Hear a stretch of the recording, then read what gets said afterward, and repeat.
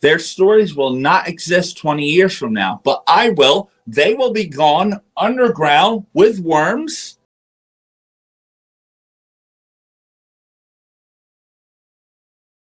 In part 1 of this series, we looked at Robert Earl White threatening violence against women in a shocking rant he made recently. Will never say anything to my face because I have 4 very strong knuckles that would love to paint a pretty picture on your faces. Now, we will show more of that rant, where he also reveals himself as a racist, and makes it clear that he is only after fame. And if you are asking why we show this video, it is because with so much at stake, infiltrators and Trojan horses need to be exposed. The definition of an infiltrator is someone who gains our trust, then switches the narrative, and starts publicly bad-mouthing someone through spell casting, but no video evidence. Robert Earl White now fits that description. Before we show you this footage, it is important to explain why White went on his jealous rant. For several years now, White has been promoting his UFO experience, which he likely had been hoping to make some money out of. This is normal and understandable.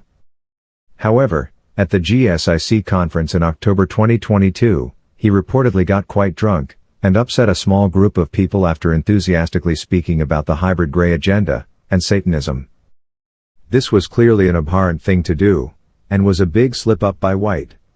He essentially gave away that he was not on the side of light after all. It is likely that, due to being drunk, he may not have even realized that he had given himself away, until afterwards when he could see that many people were giving him a wide berth. Rather than owning his mistake like a man, and realizing that he had severely damaged his own reputation, and therefore ability to earn money from his UFO story, he instead has tried to blame Dani Henderson and Elena Danaan for his misfortune, making up shit about them by claiming it was they that told people he was satanic, something which makes no sense whatsoever, and that they, as well as Dr. Michael Salla and Chris O'Connor, were frauds. What you are about to see reminds me of my sister's bitter ex-boyfriend, who couldn't accept that she had broken up with him, and publicly started speaking shit about her in order to get revenge. After we show this rant, where he bad-mouths Chris O'Connor, Dani Henderson, Michael Salla, and Elena Danaan, we will also show how he was actually strongly praising those very people 6 months earlier, on the Savita the Starseed show, before he realized he had given himself away. This will prove that his own wish for vengeance is far more important to him than being truthful to his audience. Let's begin.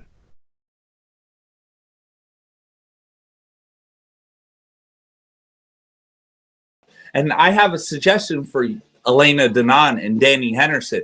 How about you go back to England and you go back to France and you do conferences in your home countries, because no one will believe in you, no one will respect you, and stay out of my country. In the end, long after they're gone, they're much older than me. They're 20 years older than me. They're going to be gone, and my story will remain because it's based off of evidence.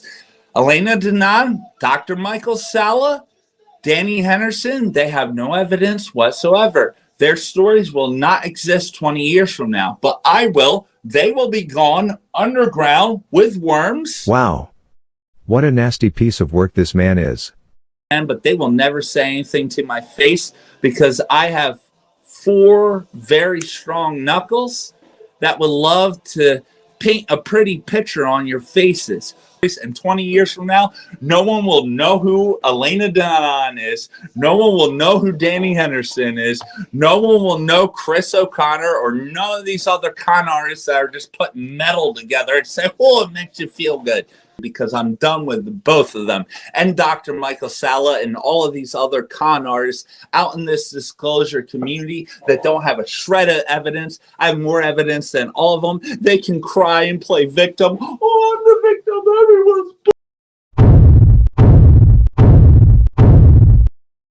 It seems like he is the one crying and playing victim. And I think the most magical part about this conference here, and I had an amazing time at the conference, and it was absolutely incredible. And Elena's presentation was amazing. Her book, The Cedars, some of the technology. Then Dani Henderson closed us out. She's so spontaneous. Dani! And with Dr. Michael Salla too, another Florida. I used to live in Florida. You live down there, Savita, and the JP and giving more information about these giants buried, in Florida. Wild stuff. So next guest, Chris O'Connor. Oh. I loved watching your interview with him. God, however long ago it was now, and he actually had the Deems device there for people to try. It was pretty freaking cool. And I love it because it's literally like a handheld, if I'm not mistaken, Baghdad battery. Is that what it's called? With the piezoelectric stuff? Handheld Ankh. The Egyptian, Yeah. you see in their hands, the Ankh. It's Yeah. that mixed with a Baghdad battery, but Yeah. watered down, so it's safe for us to use. Because I got news for you. In the end, no one will know who you are. And in the end, guess what? No one may know who I am, but my family's story will be in the history books, and yours will be nothing in history.